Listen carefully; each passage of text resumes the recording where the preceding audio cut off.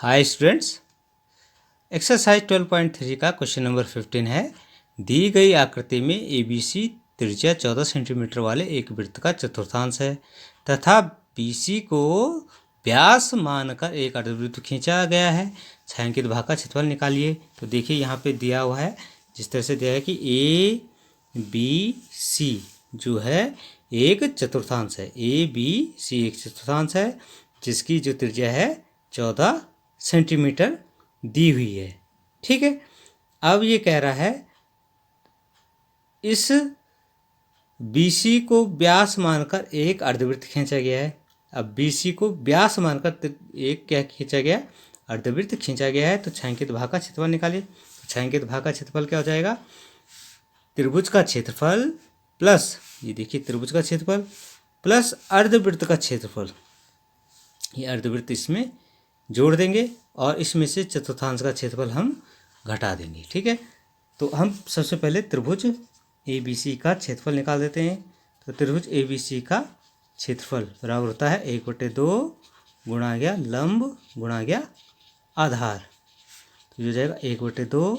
लंब आपके पास 14 है, आधार भी 14 है। देख रहे हैं 14 लंब है, 14 आधार है। तो 2 से 7 बार कट गया, तो 14 गुणा गया 7, 14 सत्ते 98 सेंटीमीटर स्क्वायर। अब अर्धवृत्त का क्षेत्रफल निकालना हमने। ठीक है, पहले चतुर्थांश का क्षेत्रफल निकाल दें। तो चतुर्थांश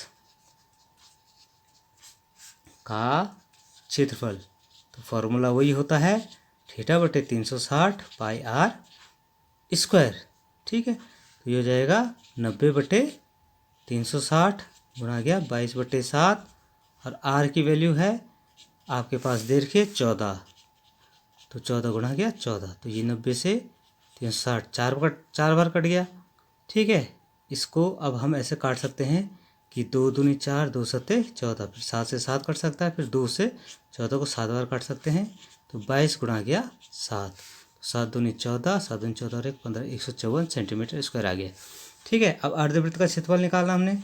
तो अर्धवृत्त की त्रिज्या देखिए, क्योंकि BC को हमने यहाँ पे क्या माना है, व्यास में, तो BC क्या है यहाँ पे, वर्ग का विकर्ण है।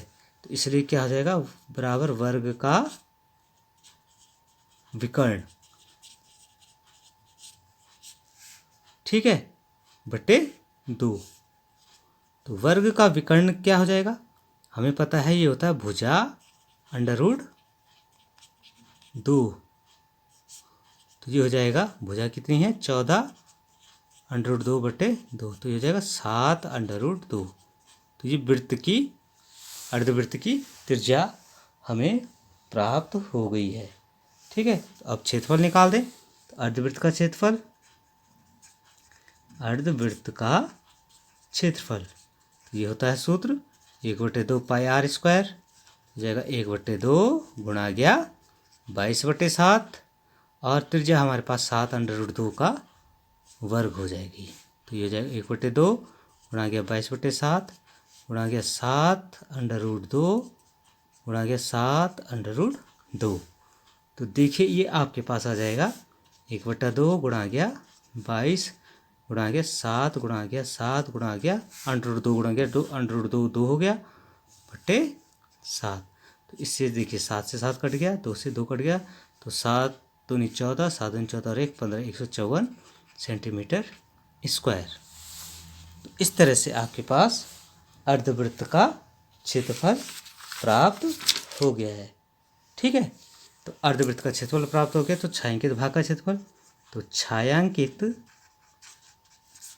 भाग का क्षेत्रफल बराबर, तो देखिए छायांकित भाग का क्षेत्रफल, इसमें क्या करेंगे, त्रिभुज का क्षेत्रफल प्लस अर्धवृत्त का क्षेत्रफल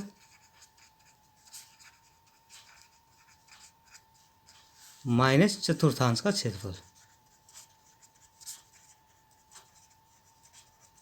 तो अर्धवृत्त का क्षेत्रफल हमारे पास निकाल रखा है, त्रिभुज का क्षेत्रफल भी हमने निकाल रखा है। तो जाएगा 98 प्लस 154 माइनस चतुर्थांश का क्षेत्रफल कितना निकाल रखा है, 54, तो ये हो गया 98 सेंटीमीटर स्क्वायर। ये आपके पास आंसर आ गया है छायांकित भाग का।